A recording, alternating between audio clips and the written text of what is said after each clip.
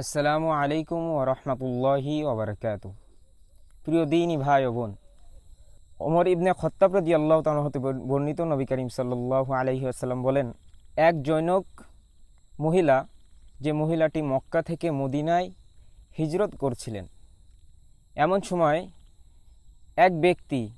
এক পুরুষ ব্যক্তি ওই মহিলাকে বিয়ে করার উদ্দেশ্যে ওই জৈনক মহিলার পিছন পিছন হিজরত করেছিল।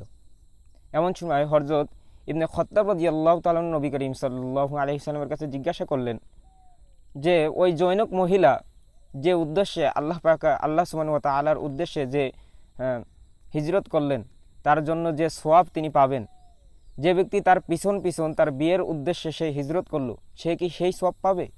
মহানবী সাল্লাল্লাহু আলাইহি ওয়াসাল্লাম বললেন, যে ব্যক্তি যে নিয়তে যে কাজটি করবে তার প্রতিদান কাল কিয়ামতের ময়দানে মহান আল্লাহ সুবহানাহু ওয়া তাআলা তাকে দিবে। অর্থাৎ যে ব্যক্তি দুনিয়াতে মহান আল্লাহ সুবহানাহু ওয়া তাআলার জন্য হিজরত করবে, কাল কিয়ামতের ময়দানে মহান আল্লাহ সুবহানাহু ওয়া তাআলার কাছে তার প্রতিদান সে পাবে। আর কেউ যদি কাউকে পাওয়ার উদ্দেশ্যে, দুনিয়াকে পাওয়ার উদ্দেশ্যে হিজরত করে, তার প্রতিদানও কাল কিয়ামতের ময়দানে মহান আল্লাহ সুবহানাহু ওয়া তাআলার কাছে পাবে।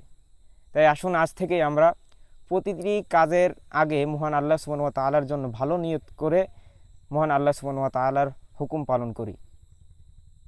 মহান আল্লাহ সুবহানাহু ওয়া তাআলা আমাদেরকে কবুল করেন।